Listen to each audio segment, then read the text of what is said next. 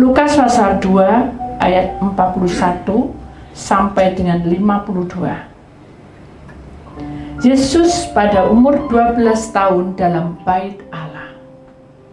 Tiap-tiap tahun orang tua Yesus pergi ke Yerusalem pada hari raya Paskah. Ketika Yesus telah berumur 12 tahun, pergilah mereka ke Yerusalem seperti yang lazim pada hari raya itu. Sehabis hari-hari perayaan itu, ketika mereka berjalan pulang, tinggallah Yesus di Yerusalem tanpa diketahui orang tuanya. Karena mereka menyangka bahwa ia ada di antara orang-orang seperjalanan mereka. Berjalanlah mereka sehari perjalanan jauhnya, lalu mencari dia di antara kaum keluarga dan kenalan mereka.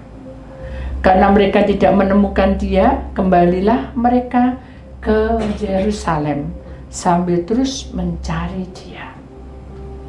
Sesudah 3 hari mereka menemukan dia dalam bait Allah. Ia sedang duduk di tengah-tengah alim ulama sambil mendengarkan mereka dan mengajukan pertanyaan-pertanyaan kepada mereka. Dan semua orang yang mendengar dia sangat heran akan kecerdasannya dan segala jawab yang diberikannya. Dan ketika orang tuanya melihat dia, tercenganglah mereka. Lalu kata ibunya kepadanya, "Nak, mengapakah engkau berbuat demikian terhadap kami? Bapamu dan aku dengan cemas mencari engkau." Jawabnya kepada mereka, "Mengapa kamu mencari aku? Tidakkah kamu tahu bahwa aku harus berada di dalam rumah Bapakku?" Tetapi mereka tidak mengerti apa yang dikatakannya kepada mereka. Lalu ia pulang bersama-sama mereka ke Nazaret, dan ia tetap hidup dalam asuhan mereka. Dan ibunya menyimpan semua perkara itu di dalam hatinya.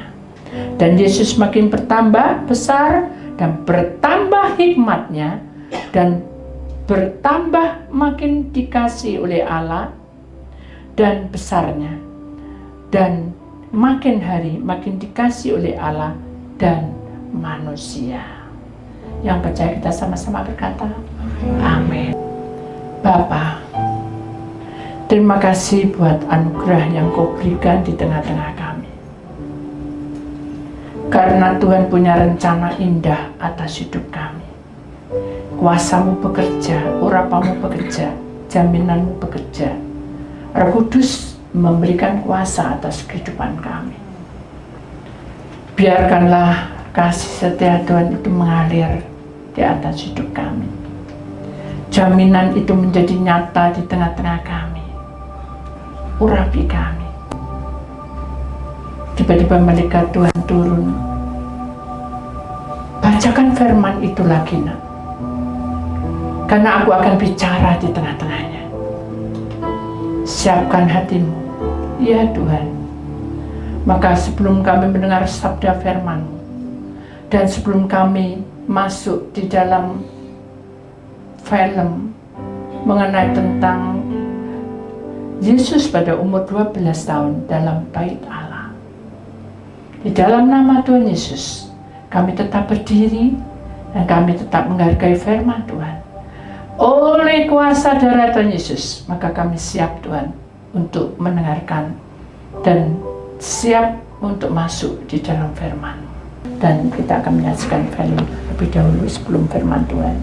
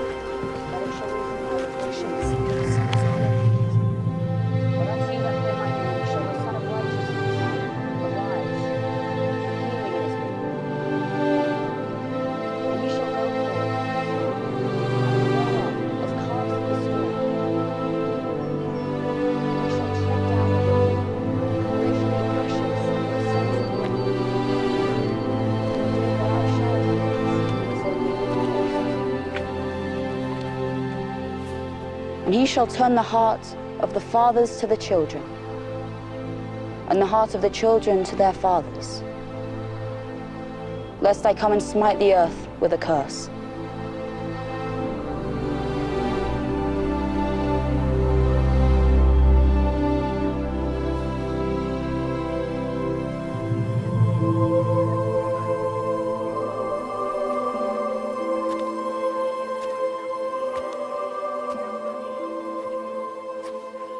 Son, why hast thou thus dealt with us? Behold, thy father and I have sought thee sorrowing. How is it that you sought me? Wist ye not that I must be about my father's business?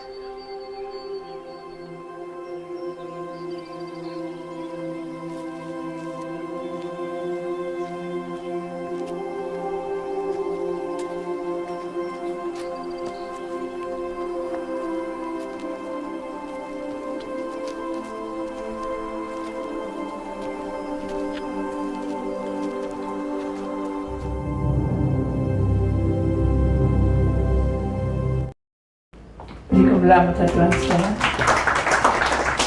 puji nama Tuhan Yesus.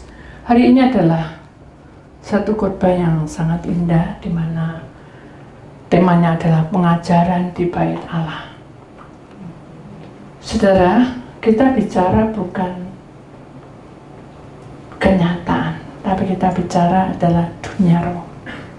Dan kalau kenyataan, kita harus pergi ke Bait Allah. Karena anak-anak Tuhan harus dicas, ya saudara. Kita harus dengar firman, pujian, penyembahan, hadirat Tuhan, dan kemuliaan Tuhan di tengah-tengah kita. Tapi yang terpenting adalah pengajaran di Bait Allah. Karena pengajaran di Bait Allah ini adalah, kalau di dalam dunia roh, adalah tubuh, roh, dan jiwa.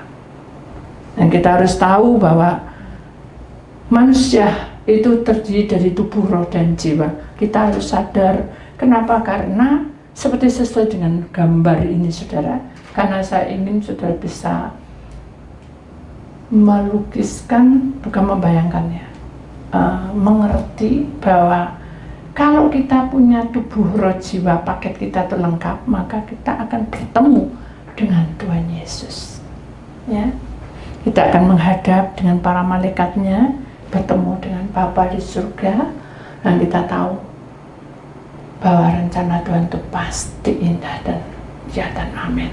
Sekarang bagaimana caranya, Bu, supaya pengajaran baik di Bait Allah ini betul-betul melekat dalam nafas saya dan dalam hidup saya? Mari kita baca firman Tuhan lebih dulu, saudara. Lukas pasal 2 ayat 49. Begini bunyi firman Tuhan. Jawabnya kepada mereka, "Mengapa kamu mencari aku? Tidakkah kamu tahu bahwa aku harus berada di dalam rumah Bapakku?"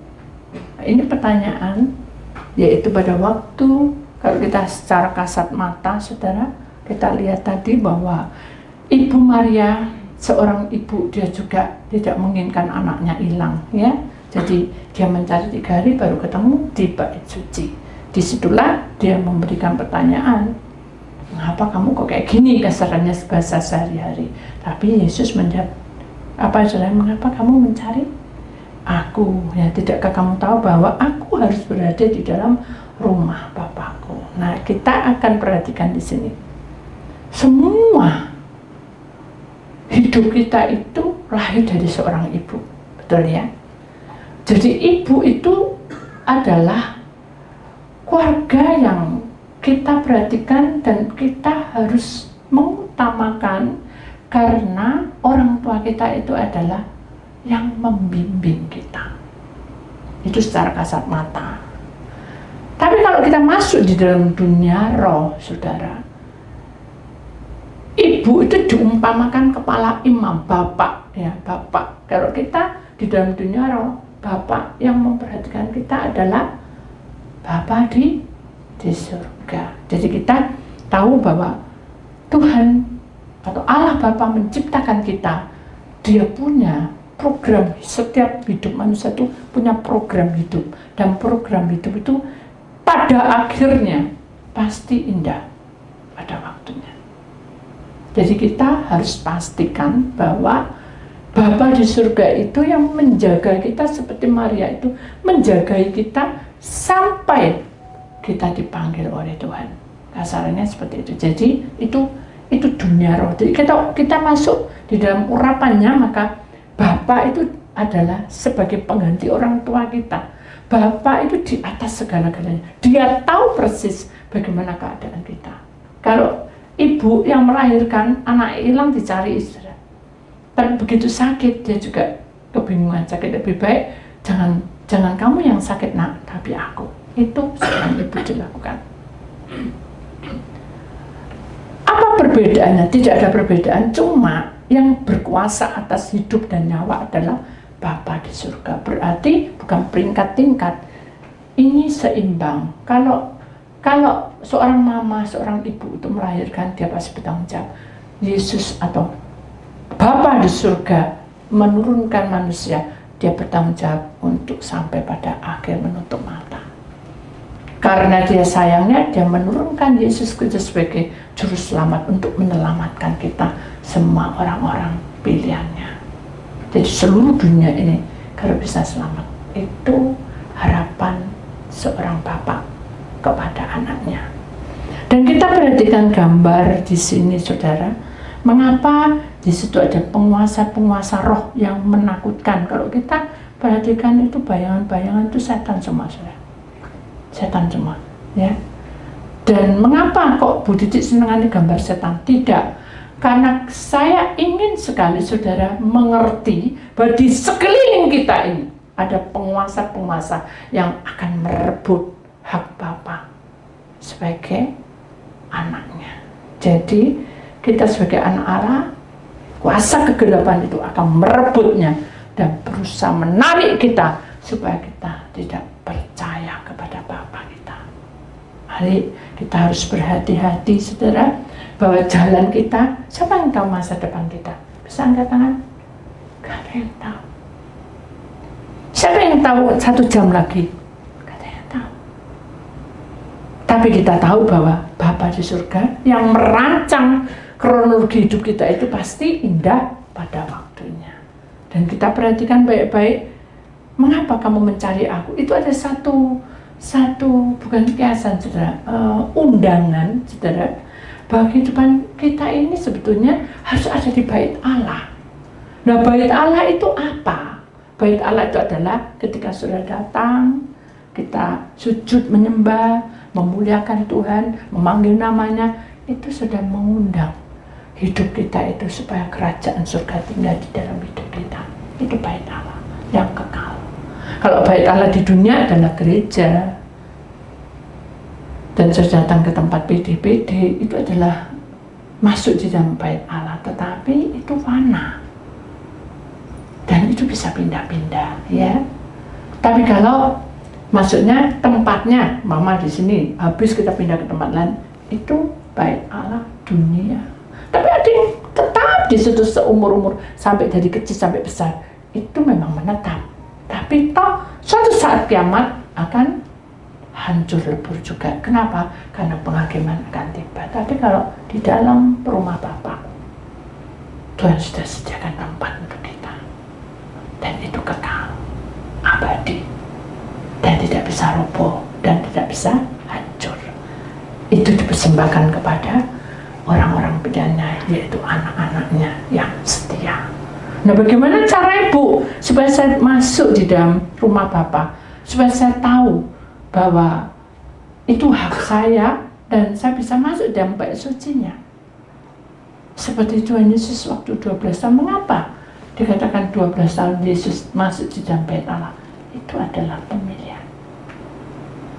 Anak umur 12 tahun adalah pemilihan masuk ke anak-anak, ke remaja. Jadi kalau saudara mengambil keputusan dari 12 tahun itu adalah keputusan. Oh, aku mau gini, itu keputusan. Tuhan juga ingin supaya kita bisa lebih dari 12 tahun umur kita. Sudahkah saudara mengambil satu keputusan untuk mengikut rumah Tuhan dalam baitnya yang kekal? Selain kita ada dalam bait suci yang fana di dunia ini, saudara, tapi kita harus memiliki bait suci yang kekal.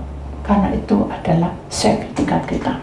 Karena kita adalah memiliki kerajaan di surga sana. Sudahkah sudah mengambil keputusan itu? Malam ini, sebelum sudah masuk dalam perjamuan suci, jangan menganggap bahwa roti dan anggur adalah tubuh dan darah tok. Tapi ini pementerian, tanda bahwa kamu percaya bahwa aku mendapat sertifikat dari surga. Dan sekarang bagaimana caranya supaya hidup kita itu semakin mengerti bahwa bait suci yang Tuhan sudah sediakan itu sudah untuk kita. Pertama-tama, hidup kita adalah mau melakukan rencananya. Contohnya seperti apa? Kita itu setiap bangun dari tidur, kita pasti punya kegiatan masing-masing, saudara. Betul ya? Tidak mungkin kita diem-diem. Ya mungkin diem-diem karena sakit, tapi sesungguhnya kita punya kegiatan. Kita menata rumah kita. Kalau kita punya rumah, kita biarin, saudara, ya pasti hancur lebur. Ya pasti tidak karu-karuan. Tapi begitu kita lewat, tidak karu-karuan, kita pasti punya ingin membersihkannya. Itu rumah kita. Demikian juga hidup kita. Kalau kita mau masuk di dalam baitnya yang kudus, kita harus sering bersih hati pikiran kita, bersih tubuh roh jiwa kita. Bagaimana caranya? Apakah kita harus pelepasan terus ke tempatnya Bu Titi? Tidak juga, saudara. Pelepasan itu hanya memutuskan memori lama, memutuskan pelanggaranmu, tapi untuk selanjutnya saudara yang bertindak masing-masing. Itu tanggung jawabmu bersama dengan Tuhan. Jadi program untuk masuk di dalam bait suci yang kudus ini adalah hidupmu harus semakin berserah kepada Tuhan dan mengutamakan Tuhan di dalam segala perkara. Contohnya kayak apa-apa aku tidak usah kerja. Justru saudara sebelum bekerja itu tanya sama Tuhan lebih dulu. Contohnya kayak apa, Bu? Contoh nih saudara. Saya sering memberikan contoh, tapi saudara perlu ketahui bahwa yang kita temui itu adalah roh yang tidak kelihatan. Setan itu tidak kelihatan, saudara. Kalau kelihatan dengan wujud kita, mungkin kita akan lari terbiri-biri dan tidak akan mendekati ke kita, atau kita tidak mendekati mereka. Setan itu. Kita akan masuk, saudara, ini suatu pengertian yang saudara harus pahami. Suatu hari saudara akan bangun tidur, kan? Bangun tidur, saudara membersihkan tempat tidur atau sudah melakukan kegiatan apa, tapi di dalam lingkup rumah. Ya, kalau di dalam lingkup rumah, kalau rumah itu kamu urapi, aman. Tapi kalau rumah itu belum urapi, tapi kamu doa, aman juga. Tuhan, lindungi rumah ini, aman juga. Tapi kalau tidak pernah didoakan dan rumah itu baru atau lama, tetap ada penghuninya. Loh, apa Bu penghuninya? Ibu ojo ngeden-ngeden, ojo nakut-nakuti aku. Semua tempat ada penghuninya. Kenapa? Ini tadi seperti gambar tadi, di mana-mana ada kuasa kegelapan. Jadi rumah kita harus didoakan. Tuhan lindungi rumah ini. Itu sudah salah satunya untuk menjaga hal yang tidak kita suka. Nah, karena orang ini, anggap aja si A ini dalam keluarga ini tidak pernah berdoa, saudara. Lek doa pas hari Minggu tok atau Senin dan Rabu, di sini tidak ada, saudara. Akhirnya, saudara, kita itu tidak tahu. Mungkin ada pegawai kita atau ada istri, suami, anak kan gitu. Mereka beli barang sesuatu yang baru, ya. Mungkin juga ongotan, spidol, atau kalau anak-anak. Kalau orang tua mungkin beli sayur, beli apa, yang beli dari luar, masuk ke dalam. Kalau itu bukan kuasa-kuasa kegelapan, contoh aja gini. Ini kita bicara soal sayur, ya. Ada bapak petani yang menanam sayur dekat kuburan. Paham, saudara ya? Kita kan tidak tahu. Sayur itu terus ditarik, diambil, dijual. Terus salah satunya sayur yang dekat kuburan itu, kangkung lah, kamu ambil. Ya, saya tidak tahu. Sudah kamu potongi dan dimasak, sedep masuk ke perut, lupa berdoa. Kira-kira penguasa roh yang ada di tempat kuburan tuh angker tuh mungkin kuburannya ya, kita kan juga nggak tahu dunia roh itu kan ya apa, ini contoh aja. Kira-kira kangkung yang kamu makan itu ada rohnya tidak? Halo? Ada. Nah, kok cuma satu orang? Ada enggak? Ada. Ada.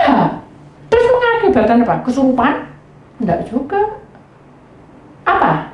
Bisa sakit perut, bisa mual, bisa enek, bisa juga ngantuk, terus bukan karena kangkungnya.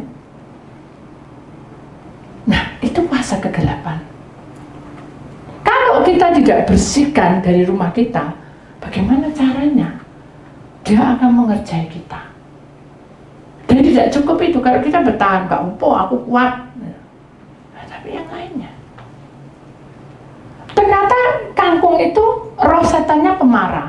Jadi kita marah-marah, marah dengan istri, marah dengan anak. Kira-kira luka enggak istri dan anak? Halo?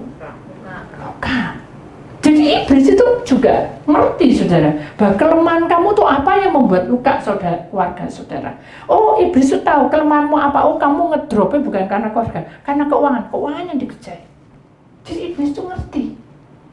Kamu tuh posisi kamu tuh lemahmu di mana? Oh, kamu suka video porno. Ya itu yang ditunjuk, no.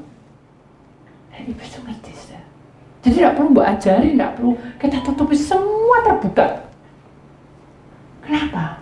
Karena iblis tahu dari hidup kita, riwayat kita Adam dan Hawa.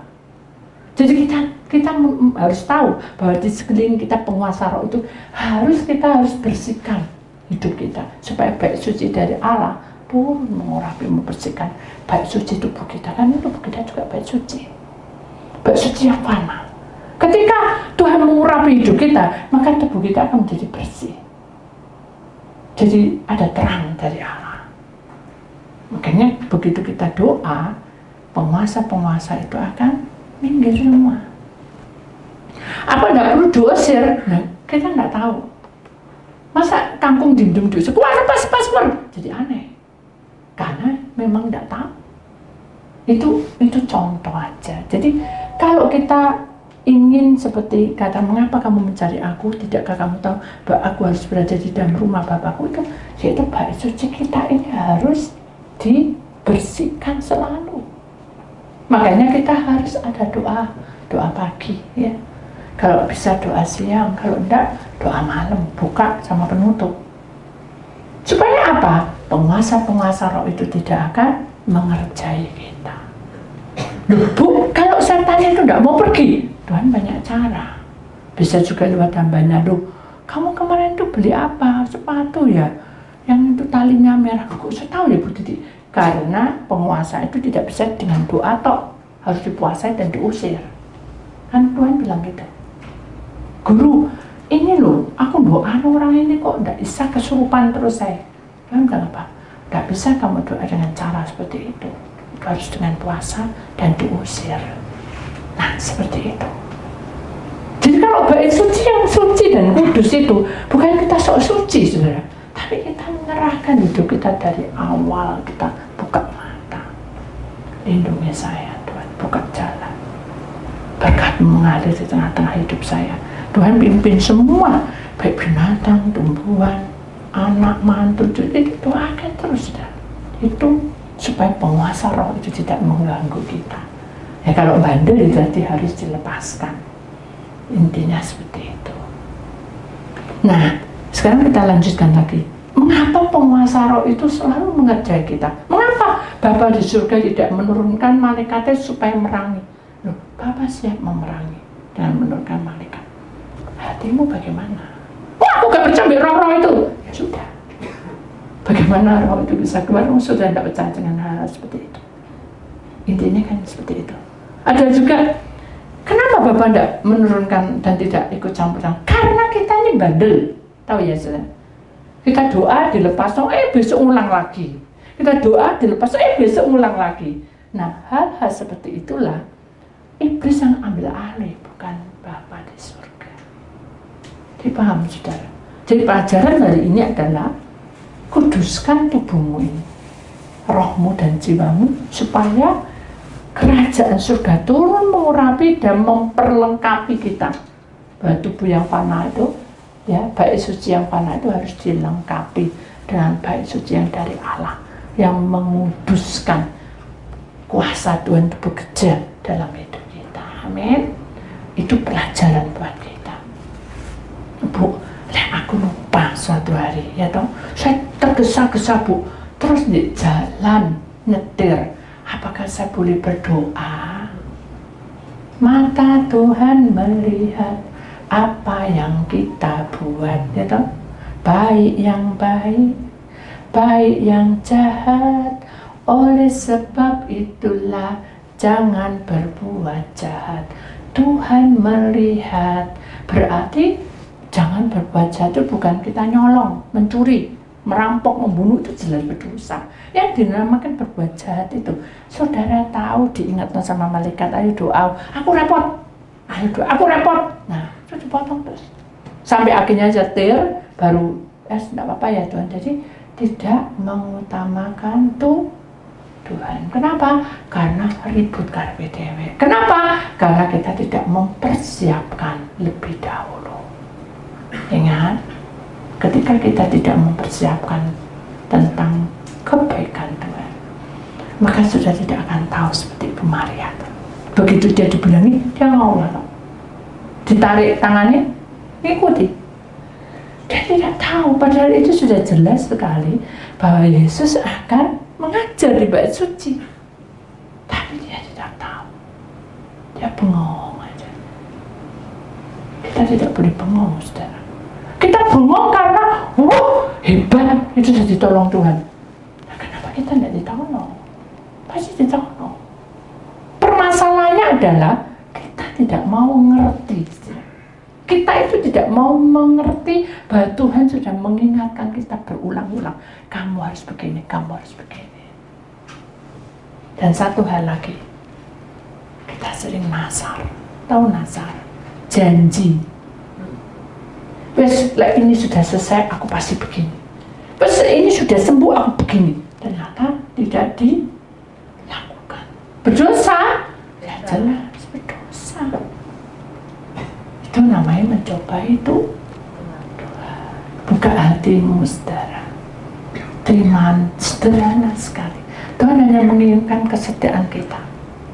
Pakai kesetiaanmu itu untuk melakukan nama Allah, kebesaran nama Allah lewat nafas sehari-hari.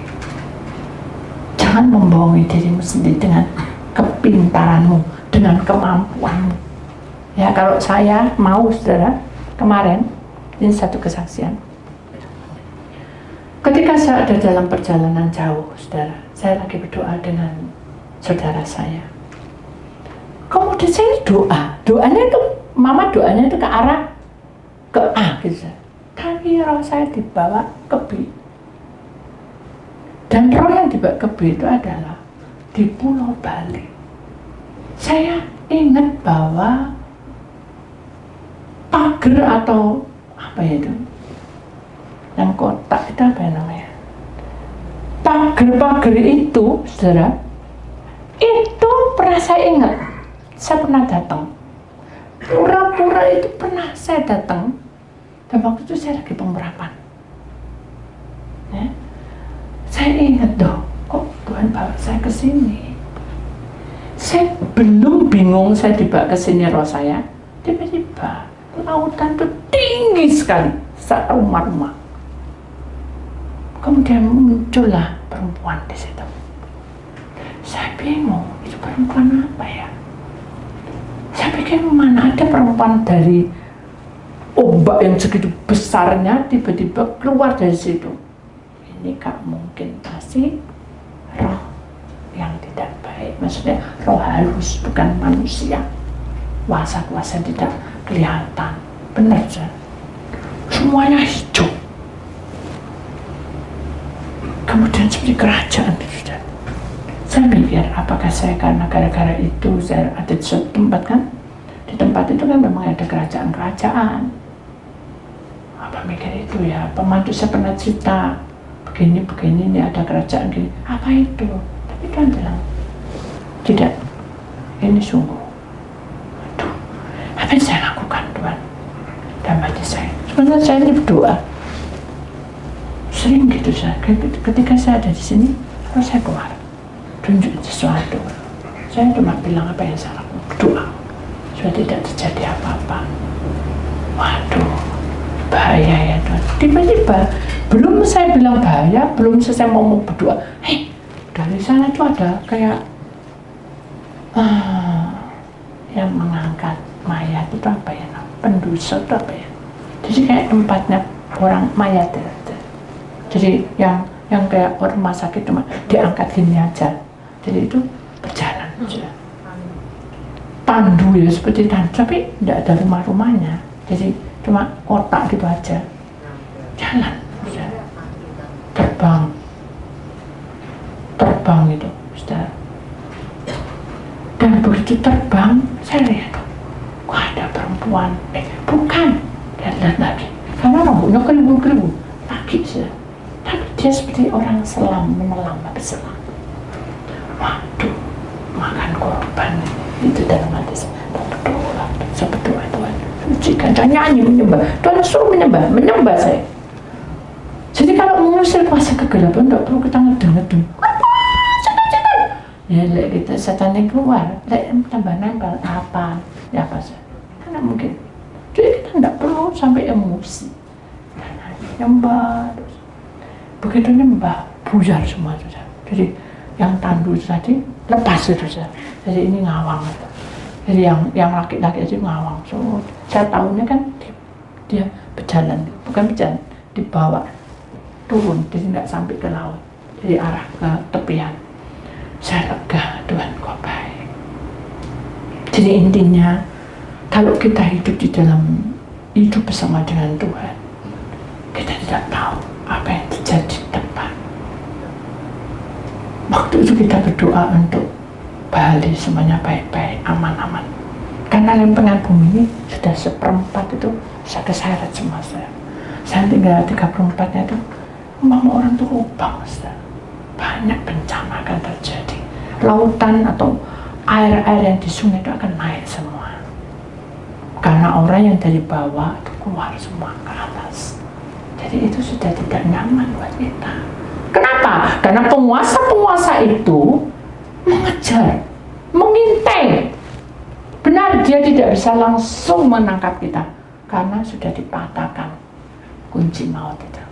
Coba kalau kunci maut tidak dipegang Yesus, mati di kaisar 3 hari dikubur, kita pasti celaka saudara. Tapi Allah Bapa mengasihi kita, kunci maut dipegang Yesus sampai detik ini. Dan nanti akan terjadi kalau 66 kunci maut dibuka, setan yang namanya naga tua itu kan keluar dan hidup di dunia. Itu kita kisah lain aja. Yang penting sekarang mengenai tentang Lukas 2:49. Ayo kita tahu bahwa rumah Bapakku itu adalah milik kita. Siapkan hati kita. Karena dalam perjuangan ini kita tidak tahu apa yang terjadi. Hari ini, esok kita tahu. Kita pinjak tanah ini sudah keroboh saudara, sebetulnya. Hanya Bapa di surga lah yang mempertahankan. Kenapa? Karena belum waktunya. Siapkan hatimu untuk masuk dalam kebenaran Allah, bukan karena kiamatnya, karena saudara mau mencintai Tuhan. Jangan takut bilang mati, sir. Jangan takut gara-gara mati aku mau cinta Tuhan. Tidak, kita bilang saya cinta Tuhan dan saya mau mengabdi, mengasihi Tuhan. Bukan hatimu.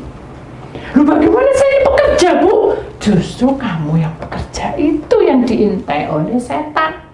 Kenapa? Karena pekerja itu punya uang, punya segalanya. Dan iblis akan iming-iming kamu dengan kelemahan yang kamu punya. Hati-hati, ya. Karena dia tahu kelemahanmu sampai di mana. Perhatikan baik-baik. Kuasa Tuhan itu akan lebih besar daripada penguasa-penguasa di udara, penguasa di laut, penguasa di alam apapun. Tuhan lebih berkuasa atas hidup kita. Apa gunanya kenikmatan sesaat kalau hidup kita itu binasa akhirnya dan keluarga kita binasa? Mari, seorang ibu kalau anaknya sakit ojo sakit kamu ya nak, betul enggak? Jangan sakit kamu, mama aja yang sakit, betul tak? Mana bilang, oh gak apa-apa, sakit lagi, oh gak apa-apa. Gak mungkin, saudara. Dia pasti perlu anak itu dan takut. Jangan sakit ya nak, jangan sakit. Ketika Austin batuk pilek, saudara, agak lama, saya perlu dia. Jangan sakit ya. Apa mau kamu kok lama batuk pilek? Ada rasa iba, saudara. Karena kita adalah orang tua. Ada rasa iba, walaupun sekalipun anak itu menyakiti kita. Seorang tua atau mama atau papa tetap mencintai anak. Betul kan? Apalagi Bapa di surga yang empunya kerajaan surga, yang empunya hidup manusia. Dia lebih memperhatikan kita. Mari kita undang kerajaan surga tinggal dalam hidupnya. Bait suci itu harus kudus, yang sesuai satu paket. Tubuh kita kudus, roh kita kudus, jiwa kita kudus, sehingga kita bisa bertemu dengan bait suci yang Tuhan berikan kepada kita dengan cuma-cuma. Dan tidak peduli itu hamba Tuhan atau siapapun, baik itu tua, muda, kecil, tidak peduli. Ingat, waktu Tuhan untuk kita. Sampai detik ini Tuhan berikan nafas kepada kita karena Dia mencintai kita. Sampai detik ini kita bertemu di tempat ini karena Tuhan mencintai kita. Bukan suatu kebetulan, saudara, saya bertemu dengan saudara. Saya akan ingat wajah satu-satu dan saya akan doa. Karena ini tanggung jawab. Sama, saudara pun ketika saya ada di bait suci, saya tidak hanya duduk diam dan mendengar dan melihat pendetanya, tapi saudara akan merenungkan firman Tuhan itu dan masuk dan merasuk dalam hidupmu, sehingga kamu menerima upahmu. Karena Tuhan itu memberikan kekuatan bagi orang-orang yang bekerja keras. Mari masukkan hidupmu ke dalam panggilannya. Karena setiap manusia di tempat ini pasti Tuhan memanggil kita, bukan hanya dipanggil nama itu. Hei, Tasyokmi, hei, Bu Titi. Tidak. Dia punya rencana indah mengapa kamu duduk di sini dan mengapa saya berdiri di sini. Dan jangan dianggap bahwa oh ini hari Senin kita mau pelepasan, oh ini hari Rebu kita pelepasan. Jangan, saudara, jangan. Bilang sama Tuhan, aku rindu Engkau Tuhan. Aku ingin ketemu dengan Engkau di dalam ibadah nanti. Itu adalah jawaban yang pasti, saudara. Bahwa saudara sangat mencintai kerajaannya. Dan bait suci itu akan tinggal selamanya dalam hidup kita. Karena kita ada rasa. Saya tahu maksudnya. Kita ada rasa dengan Tuhan. Bukan rasa untuk jatuh cinta seperti suami istri. Bukan. Cinta yang diberikan Tuhan itu abadi. Dan itu tidak ada di dunia ditemukan. Pemaaf dan pengampun. Berapa kali kita melukai? Berapa kali kita tidak setia padanya? Berapa kali kita terus dikungkung dengan masalah kita hingga kita lupa memanggil Dia di atas segala-galanya. Ketika masalah itu bertubi-tubi, itu kesaksian saya, saya merasa bahwa berat sekali. Hidup ini rasanya singkat sekali. Kalau saya bukan anak Tuhan, maaf saudara, saya sedang melakukan hal-hal memalukan. Tapi karena saya anak Tuhan, saya serahkan hidup saya pada Tuhan. Dan ketika saya serahkan, Tuhan menuntun saya, keluar, kamu keluar. Saya keluar, saudara. Walaupun sesak di dada, keluar. Pandangan di atas. Begitu saya lihat, langit biru semua. Tidak ada satupun awan putih. Biru semua. Dan berkata apa? Urapanku itu seperti itu, hambaku. Hei anakku, aku bukan hambamu. Saya bilang, ngomong.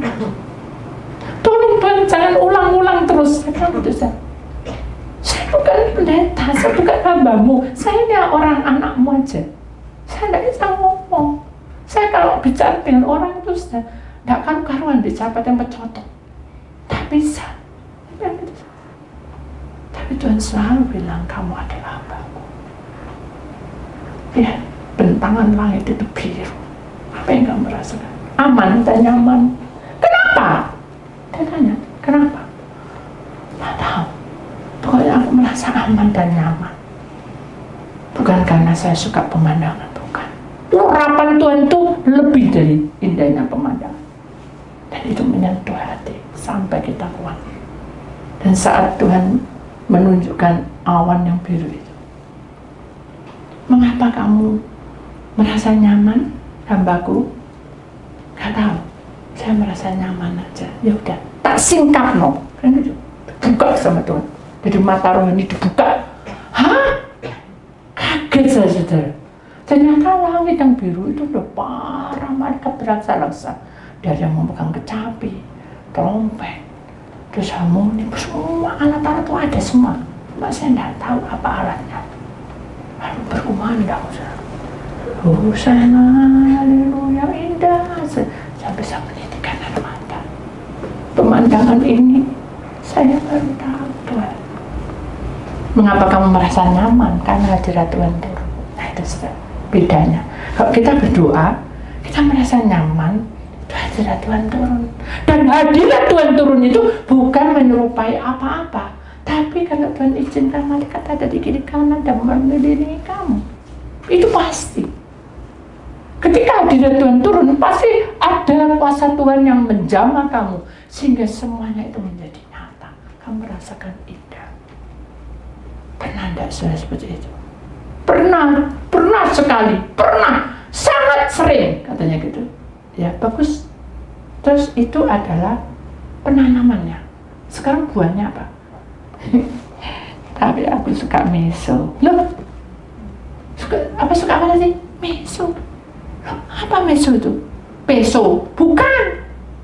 Kata-kata kotor yang keluar. Apakah hadirat Tuhan seperti itu? Tidak. Berarti itu apa? Semu. Berarti apa?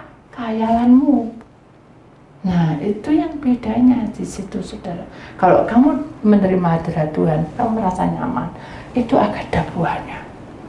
Kamu marah-marah, jadi kayak enggak enak marah-marah. Aduh, aku kok bersalah ya. Kenapa aku kok marah-marah? Itu hadirat Tuhan. Ada buahnya. Tapi kalau kamu di sini baca roh, tapi pulang mesu-mesu kata-kata kotor dan suka mukuli suami istri, nah itu apa gunanya? Itu bukan hadirat Tuhan. Bukan. Itu emosimu yang ketransfer dari sebelah-sebelah bisa berbahasa roh. Paham, saudara? Saudara harus ngerti bahwa sebetulnya kuasa Tuhan itu bekerja, kerajaan surga itu turun ketika kita itu betul-betul menyatu dengan Dia dan betul-betul ada buahnya. Bu, maaf ini saya tidak nyindir ya, ini kejadian. Saya dulu orang berada, iya, tapi maaf. Setelah saya mengalami mencintai Tuhan, kenapa ya? Kok saya jadi pas-pasan hidup saya? Terus apa yang kamu lakukan? Ya saya mikir terus, Bu. Terus, saya kalau kamu doa, ya tanya Tuhan, berarti kamu tidak ikhlas mencintai Tuhan. Duh, kenapa? Kalau kamu betul-betul mencintai Tuhan, kamu dibawa kemanapun, kamu siap. Nah, terus apakah saya tidak berdikaya? Boleh. Terus bagaimana caranya? Nah, jangan buat tunggu. Nah, terus saya ya apa? Kerja terus. Lakukan selagi kamu bisa. Waduh, saya itu sekarang berbeda, Bu. Dulu itu saya punya ribuan. Sekarang itu cuma 100 enggak ada. Paling ya 50-an. Ya enggak apa-apa. Dari perkara kecil, kamu sanggup bertanggung jawab dalam perkara kecil ini, Tuhan akan buka perkara besar. Amin. Jadi mikir ke situ, gitu saudara. Nah terus mau apa sekarang? Maaf Bu Titi, doakan saya, terus supaya saya jadi kaya. Loh, apakah Tuhan mengizinkan kamu seperti itu? Tuhan, doa berkatmu jadi kaya. Bisakah, bolehkah? Boleh. Jangan mendahului Tuhan. Berdoa ya, puasa ya. Berapa lama saya puasa? Wah, tidak tahu. Bisa 3 hari, bisa 10 hari, bisa 40 hari, bisa selamanya. Bu, tolong bisi Tuhan ya, jangan lama-lama puasa. Kalau perlu 2 hari atau 3 hari. Loh, berarti saudara mengatur tuh bagaimana kerajaan surga datang, bagaimana bait Allah itu membentuk hidup imanmu. Kalau kamu sudah mendahului kersoi Tuhan, kemauan Tuhan. Tuhan mau puasa seumur hidup. Mengapa? Karena kita tidak tahan uji mungkin. Satu. Kedua, mungkin karena kita harus perangi roh-roh itu. Karena roh tahu, roh kegelapan itu tahu bahwa kamu itu akan jadi berhasil. Bisa. Jadi semua itu hanya Tuhan yang tahu. Amin. Mari kita imani bahwa perjalanan ini sesuai dengan kehendak Tuhan.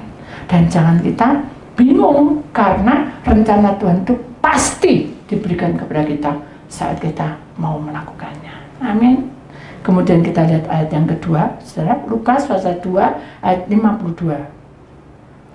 Dan Yesus makin bertambah besar dan bertambah hikmatnya dan besarnya dan makin dikasihi oleh Allah dan manusia. Nah kita lihat jalan ini, ada jalan setapak. Itu ada orang manusia. Saya hanya menggambarkan, jangan nanti saudara berkata, Ibu itu selalu gambarnya digambarkan, digandeng. Memang saya pengen seperti itu supaya kita bisa menggambarkan. Ya, ini hanya gambaran. Manusia itu berjalan di dalam satu jalur. Ketika kita punya Tuhan, kita tidak beli 2 jalur. Bu, apa sih 2 jalur itu? Pak, kamu tak bilang ya. Kamu di tempatnya Bu Titi itu berapa lama? Lama sekali sudah. Perkembangannya bagaimana? Ya, begitulah sama Bu Titi suruh mengalir. Jangan Pak, tak tunjuki satu. Cus, bagus. Bukan dukun, bukan cus, bagus. Boleh. Pada jalurmu bercabang. Nanti bisa bercabang, nanti dibilang ini. Kamu harus pegang ini. Ini ranting, ini apa? Taruh di bawah kolong. Ini apa, taruh di depan pintumu. Boleh. Berarti saudara sudah masuk di dalam 2 jalan. Kalau 2 jalan ini menyimpang saja, bukan dari Tuhan. Mari, kalau kamu masuk di dalam jalur Tuhan, pusatkan hidupmu dalam panggilannya. Apa? Menurut perintahnya. Tuhan katakan, dan Yesus makin bertambah besar, berarti di dalam keakuan kita ini harus dimatikan. Ya. Oh, aku dulu begini. Saya dulu sebelum saya pelayanan, saya minta satu. Saya ingin ada tempat bukit doa di gunung, saudara. Menyendiri, dan itu indah, itu menurut saya. Karena Yesus makin bertambah besar, seperti ayat ini Lukas 2 ayat 52, saya matikan keakuan itu. Itu bukan hak saya serahkan. Itu bukan hak saya. Jadi Yesus harus makin besar, mengutamakan. Kalau ini kehendak Tuhan ya sudah, jalannya aja. Di sini dikatakan seperti itu. Jadi kalau saya punya unek-unek, punya harapan, punya begini, Yesus harus bertambah besar dalam hidup saudara. Jangan keakuan kita. Apakah kita tidak punya masa depan? Punya. Apakah kita tidak punya program hidup? Punya. Tapi serahkan pada Tuhan. Jadi saudara tidak bisa, enak itu, tak doa pasti begini ya. Itu namanya mengerjai Tuhan. Tidak boleh. Doa tetap doa. Berserah kita berserah. Sampai kapan Bu? Ya sudah mengalir aja saudara. Waktunya Tuhan buah itu loh saudara. Doa itu seperti buah. Buah itu kalau berkenan pasti akan betul-betul akan matang. Kalau matang dia akan jatuh sendiri. Sama seperti hidup kita. Ketika kita besar pada Tuhan, kita itu menanamkan tubuh roh jiwa kita itu mengandalkan Tuhan sepenuhnya. Akulah pokok anggur, kamulah carang-carangnya. Tuhan kan gitu. Ketika kamu menempel carangmu pada pokok anggur itu, pasti akan berbuah. Ada nanya, Yesus pokok dan kitalah carangnya, tinggallah di dalamnya. Yesus pokok dan kitalah carangnya, tinggallah di dalamnya. Yesus pokok dan kitalah carangnya, tinggallah di dalamnya. Apa? Pastilah kau akan apa? Berbuah.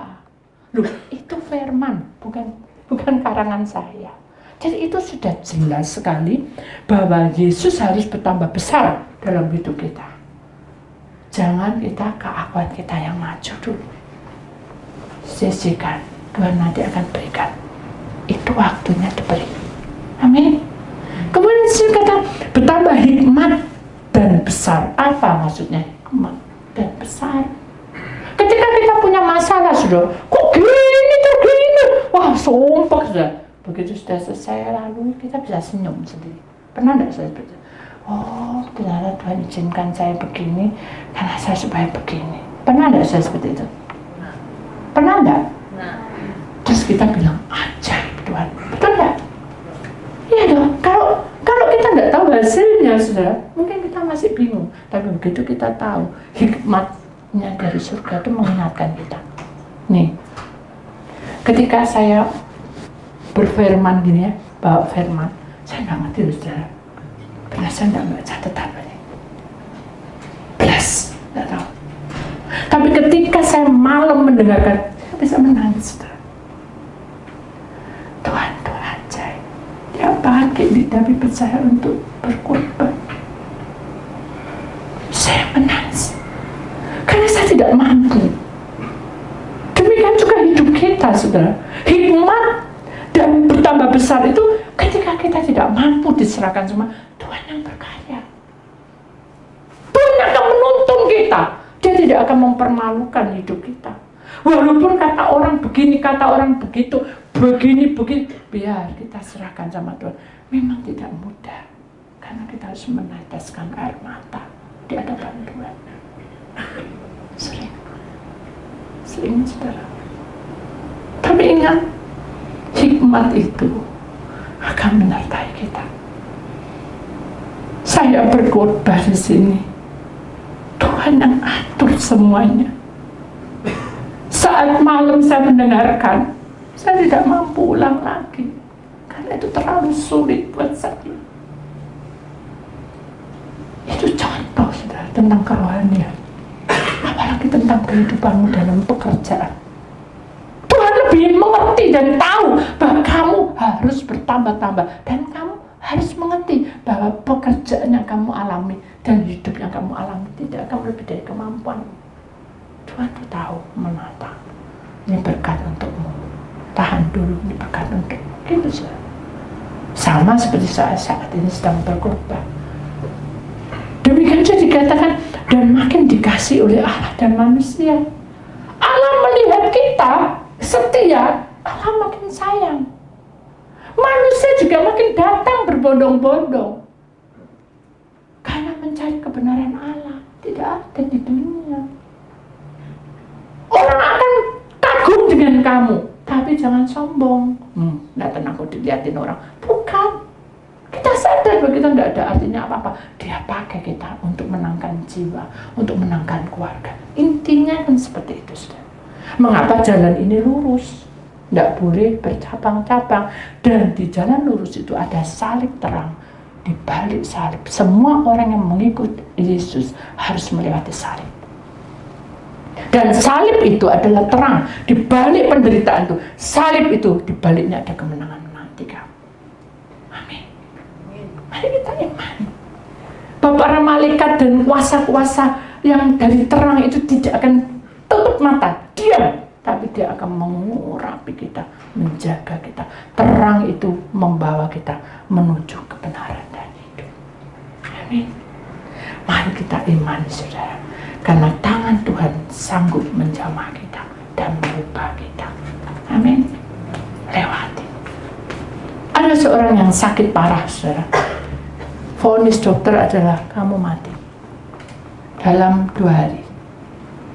Begitu dia percaya diserahkan hidupnya, anak ini bangun dan bangkit. Tuhan luar biasa. Mari kita imani bahwa Tuhan berhak atas hidup kita. Kemudian gambar yang selanjutnya, persembahkan pujian, hormat, dan rasa syukur. Mari kita puji dan kita hormat. Hormat itu bukan begini, saudara. Hormat itu adalah kita memanggil namanya. Itu berarti saudara menghormati dia dengan cinta kasih saudara yang saudara punya. Dengan menitikkan air mata ada rasa syukur kita kepada Yesus yang dikasih oleh Allah, kepada Yesus yang dikasih oleh Allah dan manusia untuk menyambut kasih karunia-Nya yang tidak terduga, saudara. Tidak terhingga. Semuanya itu tidak terbatas. Segala sesuatunya luas. Semuanya luas, saudara. Mari kita imani bahwa para malaikat ini gambar, saudara, kemuliaan Tuhan turun karena para malaikat itu ada bersama dengan kita. Amin. Kita lewati semua karena rancangan Tuhan itu indah pada waktunya. Itulah firman Tuhan, saudara. Kita imani bahwa segala pujian syukur itu adalah pujian yang indah. Kita masuk di dalam satu pujian, firman Tuhan sampai di sini, saudara. Kita imani bahwa rancangan Tuhan itu selalu ya dan amin.